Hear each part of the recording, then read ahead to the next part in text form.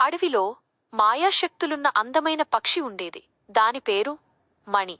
మణి అడవిలోని జంతువులన్నీ చాలా ఇష్టపడేవి. కాని అక్కడే నివసించే దుష్టమంత్రగాడు కళింగమణి మాయాశక్తులను దుర్వినియోగం చేసుకోవాలని పథకం వేస్తాడు. కళింగ తన సేవకులైన కోతుల ముఠాను మణిని పట్టుకోమని పంపుతాడు. కాని మణి చాలా తెలివైనది. వాటి నుండి తప్పించుకుంటుంది.